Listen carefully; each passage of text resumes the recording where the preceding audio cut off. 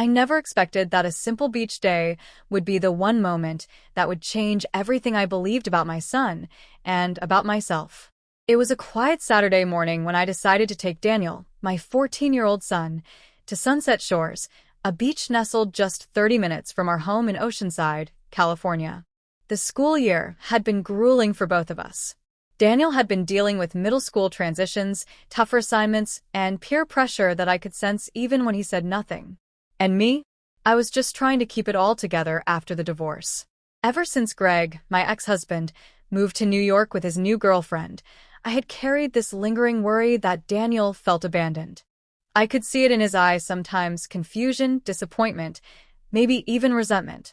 But like most teenage boys, he didn't talk about his feelings. He buried them in video games, headphones, and long hours in his room with the door locked. I thought the beach might help us reconnect. Just him and me, no phones, no distractions. I packed our cooler with snacks, drinks, and his favorite turkey sandwiches. He didn't complain when I suggested the trip, which was rare. That was a good sign. When we got there, the wind was gentle and the waves were perfect. The sun peeked behind soft clouds, and families dotted the sand with beach towels and umbrellas. Daniel pulled out his frisbee and tossed it toward me. We laughed. It felt like old times before the split, before everything became complicated. We played for a while, then collapsed on our towels, letting the sea breeze wash over us. I watched him as he stared out at the water, his expression unreadable. I didn't want to push him, but something told me he was holding something in. And I had learned, over the past year especially, that holding things in too long only made the pain heavier. "Mom," he said suddenly, sitting up. His voice startled me. It wasn't the tone he usually used, the sarcastic, eye-rolling one. It was deeper, more serious. "Yeah," I asked, propping myself on one elbow. "There's something I need to tell you, and I don't want you to freak out." I froze. My mind raced through every possibility. Had he gotten into trouble? Was he failing a class? Did something happen with his dad? My heart thudded. "You can tell me anything, sweetheart. I promise." He looked down, fiddling with the edge of his towel. "It's not bad. I just don't know how you'll take it." I waited, trying not to rush him. The waves kept rolling in, oblivious to our tiny moment of tension. "I've been volunteering," he said finally. "Every Saturday morning. At the senior care center near school." I blinked, confused. "Wait, what?" Daniel glanced at me, his expression serious but hopeful. "You remember Mr. Connolly? My math teacher? He mentioned their community program once, and I thought, I don't know. I thought maybe I should do something different." I sat up straighter. "Daniel, that's amazing. But why didn't you tell me?" He shrugged. "I thought you'd ask a lot of questions. Or think it was weird."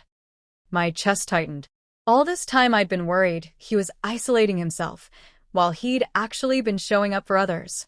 Quietly. Without fanfare. Without even telling me. "What do you do there?" I asked gently. He smiled a little, the first real one I'd seen all day. "I read to some of them. Help them write letters. There's this one lady, Mrs. Hargrove.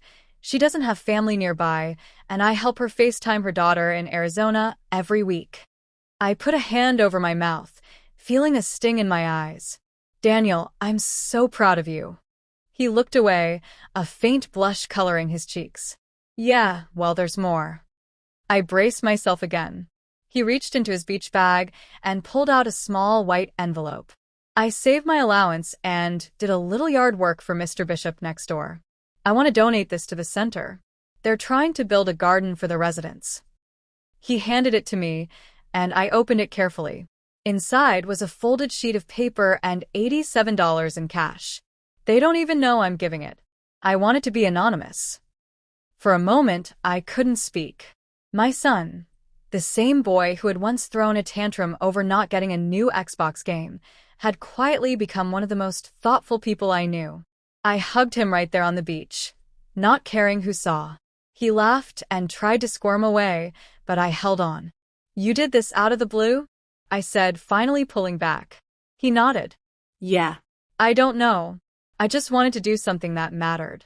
I guess I've been thinking about stuff. About you and Dad. about how things change.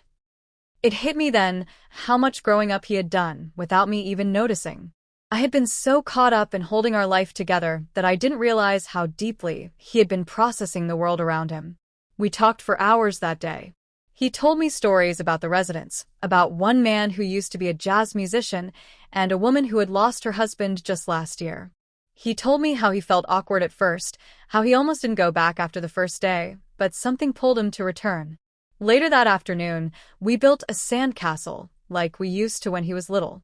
A simple fortress, decorated with shells and seaweed. He insisted on placing a tiny stick on top like a flag. "For Mrs. Hargrove," he said with a grin. As the sun began to set, casting warm gold across the water, I felt something shift between us. Not just the bond of mother and son, but of two people learning how to see each other again. On the drive home, he leaned back in the seat, relaxed in a way I hadn't seen in months. I reached over and squeezed his hand. "You're a good kid, Daniel." He looked at me and smiled. "I'm just trying, Mom. Like you." That night, after he went to bed, I sat alone on the couch, looking at the envelope he had handed me. I knew the garden would bring joy to those residents. But more than that, I knew this moment would stay with me forever. Not just as the day my son surprised me on the beach, but as the day I saw the man he was becoming. In a world where people chase attention and approval, my son chose kindness. Quiet, humble, meaningful kindness. And he did it out of the blue.